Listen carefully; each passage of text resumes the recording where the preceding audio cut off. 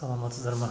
Сіздерге мына X-Tradition деген компанияның кабинетіне қалай кіру керектігін қазір көрсетемін. Дубайский компания. Қазір қарап отырыңыздар. Міне, көріп тұрғандарыңыздай ең астында мына сайт тұр. X-Tradition деген, com логин деген. Соның үстін сол сайтқа кіресіз. Мен соған кірем. Міне басам.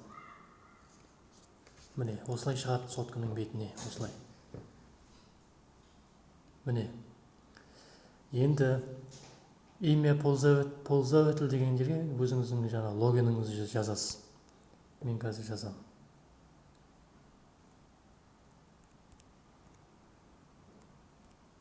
Міне. Имя пользователь деген жерге логин жазасыз. Пароль деген жерге өзіңіз қандай пароль қойдыңыз, сол парольді жазасыз. Мен қойып алдым. Яғни робот деген жазу тұр ғой, сол жағында, соның үстіне галочка қоясыз, үстін басып. Міне галочка қойылды. Енді ең астында войти в систему деген тұр, соны басасыз. Міне.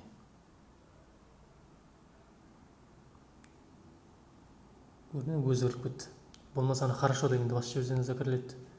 Міне английский, русский деп өз шығып тұрады астынан. Соны русский деп бассаңыз, русскийге ауысады тіл. Сохранить пароль, жаңа кабинет паролін осылай сохранить деп қойсаңыз, кіретін кезде логин пароль теріп отпайсыз, бірден сразу кіресіз. Мен сохранить етпейін. Осы кабинет осылай ашады, міне кабинет осындай. Көрдіңіз бе? Сол жағында бұрышта 3 жазғыштан бассаңыз, міне бәрін көресіз. Покупка, состав, биткоин кошелек, финансы, безопасность, осылай. Кабинетке осылай кіресіздер. Ал кабинеттен шығу үшін осылай шығады енді. Кабинеттен шығу үшін войти деген басасыз. Өз шығып кетесіз. Болды. Ешқандай қиындығы жоқ. Сіздерге іске сәт. Рахмет көргендеріңізге.